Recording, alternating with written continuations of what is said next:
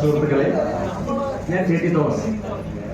ശരിക്കും പറഞ്ഞു കഴിഞ്ഞാൽ ഒരു ചെറിയ വിഷമം റീനയോട് എനിക്കുണ്ട്. പക്ഷേ റീനയുടെ കുഴപ്പമല്ല കേട്ടോ. ഞങ്ങള് ആദ്യമായിട്ട് നമ്മുടെ കോളയാട് ഹൈസ്കൂളിൽ രാഷ്ട്രീയം കൊണ്ടുവന്നത് ഞങ്ങളാണ്. ഞാൻ KSUവിന്റെ ആളും ജോൺസൺ SFIയുടെ ആണ്. ഞങ്ങൾ രാഷ്ട്രീയം നല്ലപോലെ കളിക്കുന്ന രീതിയിലായിരുന്നു. എൻ്റെ ചേട്ടൻ സ്റ്റേറ്റ് സെക്രട്ടറി ആയിരുന്നു അന്ന് KSUവിന്റെ.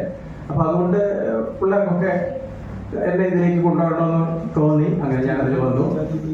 അപ്പൊ ഞങ്ങൾ മത്സരിച്ചിട്ട് റീനനെ നമ്മൾ വളരെ നിർബന്ധിച്ച് നമ്മുടെ മാഷ് പാവം അതിന് നിൽക്കണമെന്ന് താല്പര്യം ഉണ്ടായിട്ടൊന്നും അല്ല. പക്ഷേ എന്ത് ചെയ്തോന്ന് ചോദിച്ചാല് ഇങ്ങനെ നമുക്ക് രാഷ്ട്രീയത്തിന്റെ പ്രസിഡന്റ് വേണ്ടല്ലോ എന്ന് തീരുമാനിച്ചു. അങ്ങനെ റീന പ്രസിഡന്റ്. രണ്ടാമതായിട്ട് വീണ്ടും മത്സരങ്ങൾ വന്നല്ലോ. സ്പീക്കറുടെ മത്സരമായിരുന്നു. നമ്മൾ 16 കുട്ടികളുള്ളതിൽ 13 വോട്ട് എനിക്ക് കിട്ടി, 3 വോട്ട് സ്റ്റീഫൻ കിട്ടി.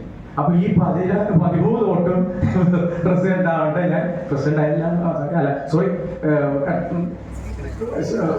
സ്കൂൾ ലീഡർ ആയില്ല എന്ന് മാത്രം. ഓക്കെ, അപ്പോൾ അത് പോട്ടെ, അതിൽ വിഷമൊന്നുമില്ല കേട്ടോ.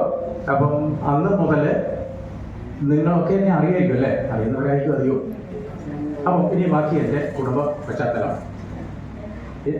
എനിക്ക് 3 മക്കളാണ്. ഭാര്യ ഇപ്പം ഷൈനി, നേരത്തെ ഷെർലി എന്ന് പറയുന്ന ആയിരുന്നു, മരണപ്പെട്ടു പോയി. അതിനുശേഷം അവളുടെ ആങ്ങളുടെ മകളെ ആണ് കെട്ടിയിരിക്കുന്നത്.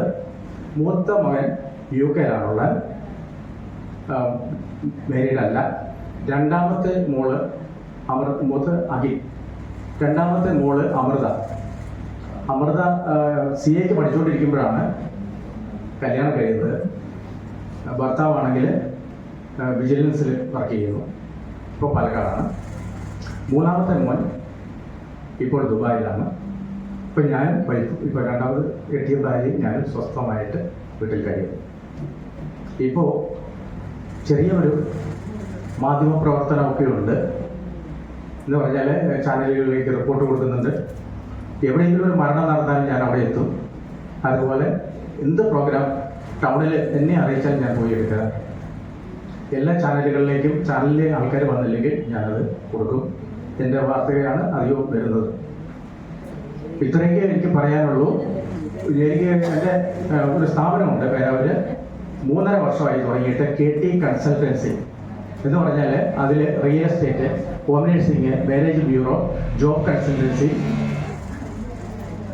പിന്നെ ട്രാവൽ ഏജൻസി കൂടി ഉണ്ടായിരുന്നു. അത് ഞാൻ ഒഴിവാക്കി.